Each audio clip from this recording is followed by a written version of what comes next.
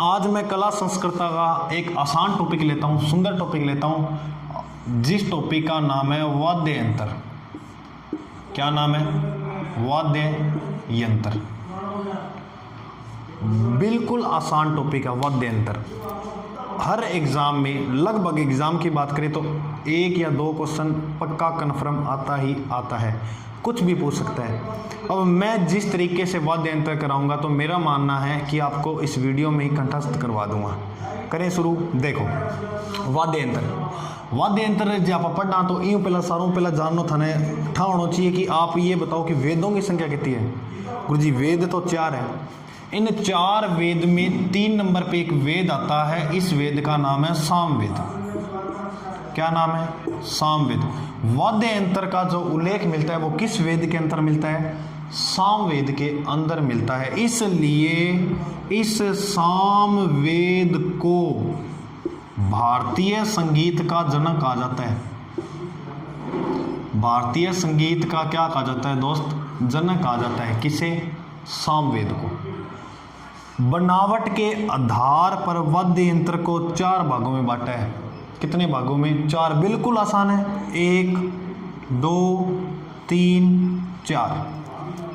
Number 1 तत्व वाद्य यंत्र, नंबर 2 सुशिर वाद्य यंत्र, और नंबर 3 अवनद वाद्य यंत्र, और नंबर 4 घन वाद्य यंत्र। क्या है कि आपसे सीधा सीधा क्वेश्चन पूछ लेगा, बनावट के आधार पर वाद्य यंत्र कितने भागों में? 4। नंबर 1 तत्, सुशिर, अवनद, घन। 1 मिनट का समय देता हूं, फटा के फट चारों का चारों रट्टा मारो। नंबर 1 तत्, सुशिर, अवनद, घन। हो गया? अकेला हो तो ही बोलो। नंबर 1 तत्। Very good. 3। ठीक है, याद हो गया। तत्वाद्य, तत् तय से तार। ये वाद्य यंत्र तारों से बने होते हैं, यानी तारों से स्वरों की उत्पत्ति की जाए वो कौन से वाद्य यंत्र होते हैं? तत्। सारों पढ़ाऊंगा था ना मैटर किसा वाद्य यंत्र की माव है। टेंशन ना लियो, बिग ट्रिक है अपना मंत्र तगड़ा तगड़ा लिखा दूंगा। सुशिर, अब देखो सुशिर नाम ले रहा हूँ, इसमें आवाज आ रही है ना, तो ये जो वाद्य यंत्र है ये फूंक मारकर बजाए जाते हैं दोस्त। क्या मारकर? फूंक मारकर बजाए जाते हैं। अवनद जो वाद्य यंत्र है यह चमड़े के बने होते हैं। किसके बने होते हैं? चमड़े के, यानी अधिकतर अवनद वाद्य यंत्र चमड़े के बने होते हैं। नंबर घन की ने कहा, आप बागड़ी भाषा में थोड़ा ने कहा, तो ये जो वाद्य यंत्र है ये किसी धातु से बने होते हैं और धातु के ऊपर धातु मारकर इसमें स्वरों की उत्पत्ति, यानी किसी धातु पर चोट मारकर इनमें स्वरों की उत्पत्ति की जाती है। लो, हो गया वाद्य यंत्र। कुछ है वाद्य यंत्र में? नहीं है। अब एक एक पॉइंट उठावांगा और सारा रट देंगा। ठीक है कि टाबरों? देखो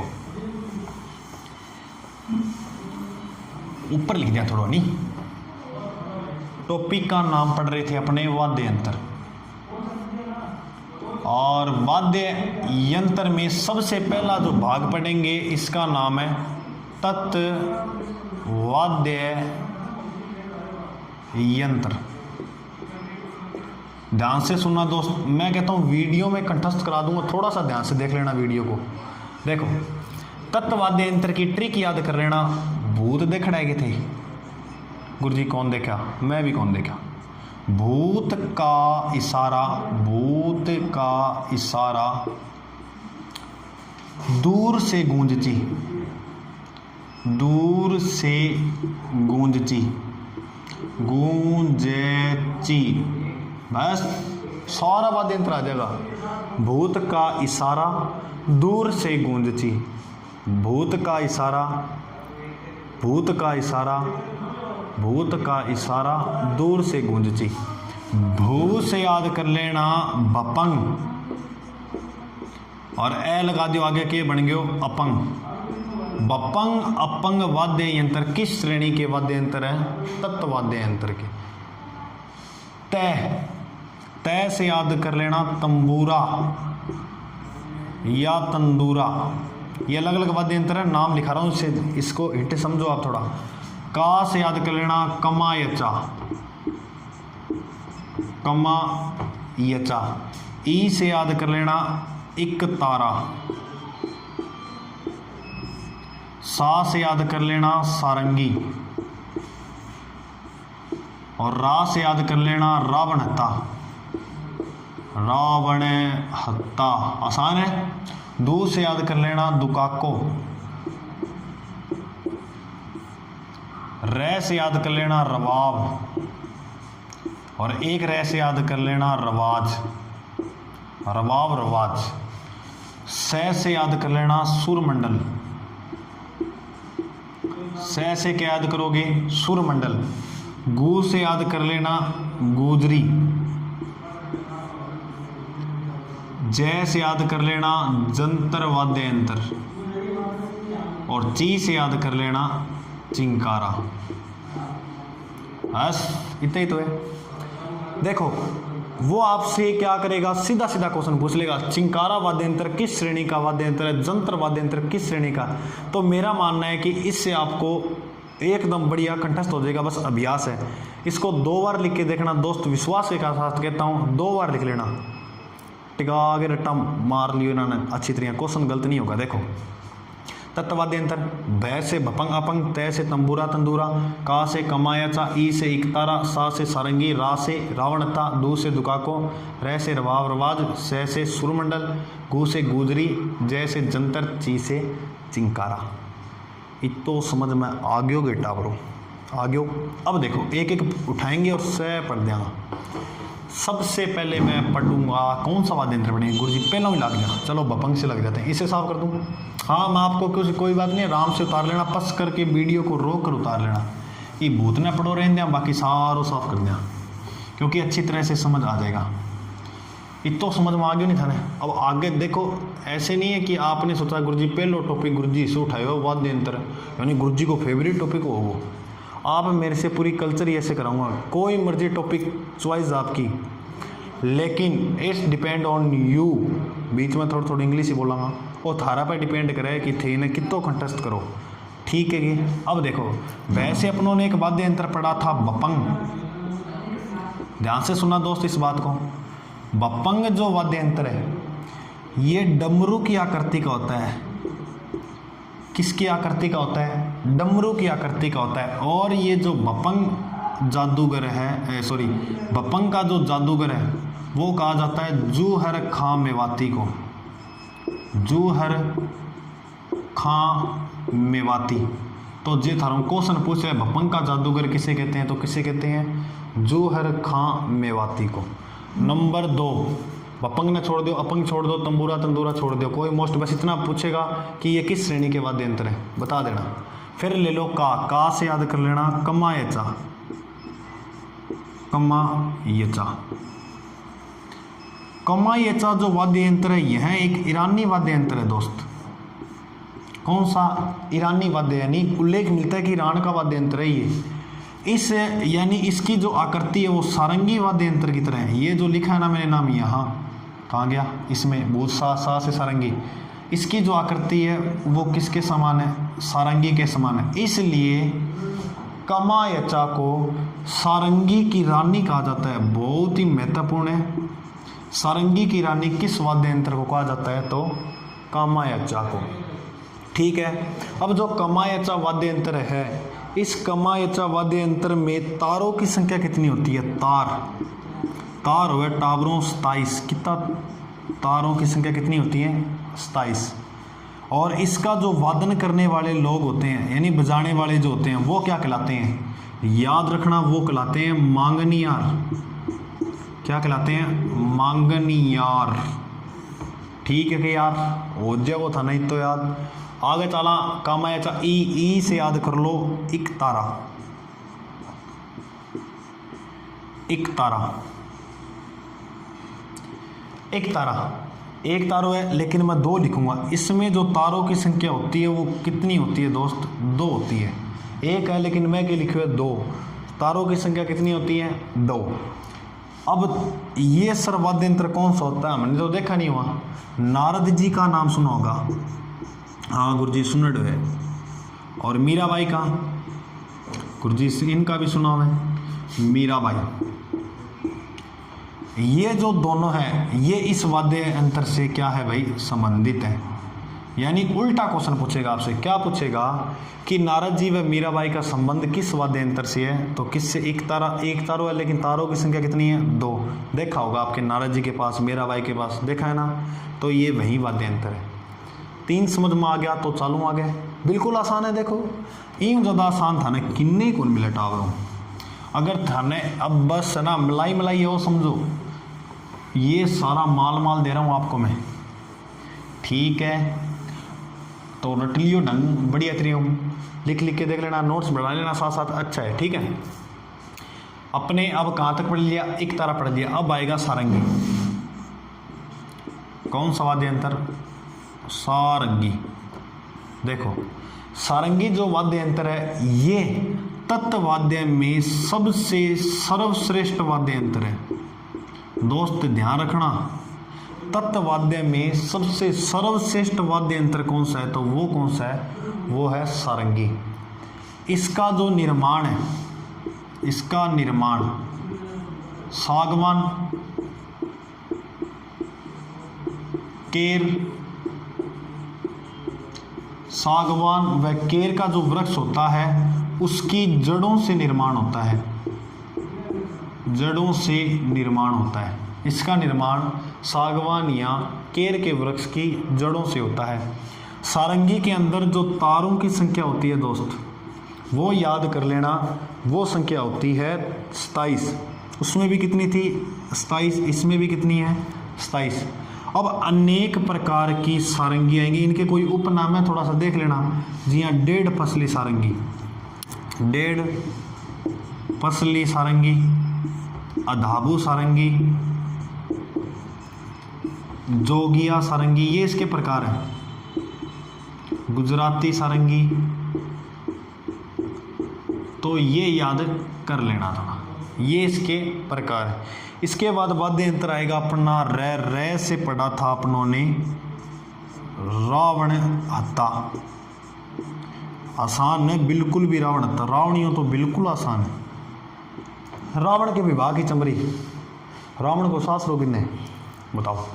रावण का एकमात्र मंदिर कहाँ है, राजस्थान में एकमात्र दशहरा कहाँ नहीं जलाया जाता। रावण के विवाह की चंद्री बोल दो, मंडौर कहाँ है, जोधपुर में, तो वहीं पर रावण का राजस्थान में एकमात्र मंदिर है। और जुआई जी को तो मंदिर बनावेगा, जुआई जी को जलाएंगे नहीं तो रावण एकमात्र कहाँ नहीं जलाया जाता, मंडौर में नहीं जलाया जाता, ठीक है के टावरों। अब देखो रावण हत्ता आप देखा तो रावण हत्ता राजस्थान का यानी राज्य का सबसे प्राचीन वाद्य यंत्र है। गुरुजी मान तो आष्ठा लगे, राजस्थान का सबसे प्राचीन वाद्य यंत्र कौन सा है, रावण हत्ता। रावण हत्ता राजस्थान का सबसे प्राचीन वाद्य। अब प्राचीन होगा तो राजस्थान के जो भोपे हैं उनका भी प्रमुख वाद्य यंत्र होगा, तो राजस्थान के भोपों का जो प्रमुख वाद्य यंत्र है पटवारी 2011। राजस्थानी भोपों का जो प्रमुख वाद्य यंत्र है उस वाद्य यंत्र का नाम क्या है, तो क्या है भाई, रावण हत्ता। अब मैंने ये बताओ रावण का सर कितना, गुरुजी रावण का तो 10 सर रहा। अरे बीतलान छोड़ दियो, बाकी सर बताओ। गुरुजी बीतलान छोड़ दिया तो 9 बचे, तो रावण के 9 सर थे, तो रावण इसमें तारों की जो संख्या होती है वो कितनी होती है, 9 होती है।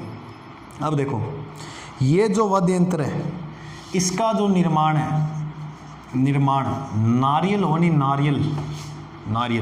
नारियल का जो आधा कटा भाग होता है इस तरह से, उसके ऊपर बकरे का चमड़ा चढ़ाया जाता है। बकरे का चमड़ा जो है वो चढ़ाया जाता है, यानी बकरे का चमड़ा मंडकर यानी चढ़ाकर इसका निर्माण किया जाता है। मोस्ट इंपॉर्टेंट, बहुत ही महत्वपूर्ण बात है, 2 देवता आएंगे, पाबू जी व रामदेव जी। पाबू जी व रामदेव जी। पाबू जी व रामदेव जी की आराधना में किस वाद्य यंत्र का प्रयोग किया जाता है, तो मेरे प्रिय दोस्त किस वाद्य यंत्र का प्रयोग किया जाता है, रावण हत्ता वाद्य यंत्र का।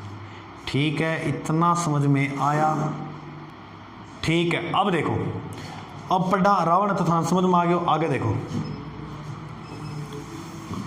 एक तो आसान है टावरों। अब बताओ किया करायो, बढ़िया कराई कल्चर। थोड़ा सो कमेंट में बता दियो गुरुजी किया कराई, थोड़ा सो गुरुजिया ने ठा लाग जाए है को नहीं। देखो आगे बात करा तो आप रावण तो पढ़ लियो, सुरमंडल सॉरी रे से याद कर लेना रवाद। रवाद जो वाद्य यंत्र है यह कमायचा की आकृति का है। किसकी आकृति का है? कमायचा। जबकि कमायचा है वो सारंगी की आकृति का है। ये जो वाद्य यंत्र है रवाज, ये उंगलियों से बजाया जाता है। किससे बजाया जाता है? उंगलियों से। थे एक जनजाति को नाम सुनो होगा, भील जनजाति। भील समुदाय के जो लोग होते हैं वो इस वाद्य यंत्र का प्रयोग दिवाली के अवसर पर करते हैं। कब करते हैं? दीपावली के अवसर पर। कौन से वाद्य यंत्र का? रवाज। आगा चला सुरमंडल। सुरमंडल देखो प्रिय दोस्त, सुरमंडल जो वाद्य यंत्र है इसे प्राचीन काल में, कब भाई? प्राचीन काल में कोकिला बीना कहा जाता था। क्या कहा जाता था? कोकिला बीना। अब थारों जो क्वेश्चन पूछ लियो कि प्राचीन काल में कोकिला बीना किस वाद्य यंत्र को कहा जाता था, तो किसको? सुरमंडल को। और इसे भी जो भील समुदाय के लोग हैं वो किस अवसर पर बजाते हैं? दीपावली के अवसर पर। इतना क्लियर हुआ। अब आगे एक वाद्य यंत्र आएगा, इस वाद्य यंत्र का नाम है जंतर वाद्य यंत्र। अरे टावरों बिल्कुल आसान है वाद्य यंत्र, कल्चर को सारों आसान टॉपिक वाद्य यंत्र है। आलू जंतर वाद्य यंत्र, ये जो जंतर वाद्य यंत्र है इसे वीणा का आरंभिक रूप माना जाता है। वीणा का प्रारंभिक रूप माना जाता है। किस वाद्य यंत्र को? जंतर वाद्य यंत्र को। जंतर वाद्य यंत्र को वीणा का प्रारंभिक रूप माना जाता है। इसमें जो तार होते हैं, तारों की संख्या होती है 5 की, या 5 मिल जाए कहीं हमें 6 मिल जाए। जिसके आगे जी, जिसके पीछे जी, वो कौन है? तो तारों की संख्या कितनी है? 5 या 6 की मिल जाए। जंतर वाद्य यंत्र का जो प्रयोग है यह गुर्जर जाति द्वारा, गुर्जर जाति द्वारा, देव नारायण जी का नाम सुना होगा। लोक देवता पढ़ांगा नहीं तो देव नारायण जी ने पढ़ांगा। देव नारायण जी की आराधना में किस वाद्य यंत्र का प्रयोग किया जाता है? तो किस, ये भी क्वेश्चन आ गया, किस वाद्य यंत्र का? जंतर। किस जाति द्वारा? तो ये भी याद कर लेना, जंतर किस जाति द्वारा? गुर्जर जाति द्वारा। गुर्जर जाति द्वारा देव नारायण जी की आराधना में जंतर वाद्य यंत्र का प्रयोग किया जाता है। अब दो रह गया, सल्टा दूंगा, देख लियो तत्व वाद्य यंत्र ने। थोड़ा सा मेरा साथ देना, पढ़ लेना, थोड़ा सा सिलेक्शन हो गया ना, आगे लगा देंगे अपने, देखना ठीक है। अब पढ़ांगा चिंकारा। कौन सा वाद्य यंत्र पढ़ांगा? अंतिम महत्वपूर्ण वाद्य यंत्र है चिंकारा। चिंकारा, चिंकारा और चिंकारा, चिंकारा आसान सा वाद्य यंत्र है चिंकारा। पढ़ा दूं, देखो चिंकारा जो वाद्य यंत्र है यह केर की लकड़ी का बना होता है। केर वृक्ष को नाम सुना होगा? हाँ गुरुजी, केर की लकड़ी का बना होता है। केर की लकड़ी का बना होता है। कौन सा वाद्य यंत्र? चिंकारा वाद्य यंत्र। और चिंकारा जो वाद्य यंत्र है इसमें तारों की संख्या होती है कितनी? इनमें तार हुआ है, देखो 1 2 3 अक्षर कितना है? 3। तो तारा की संख्या भी कितनी होगी?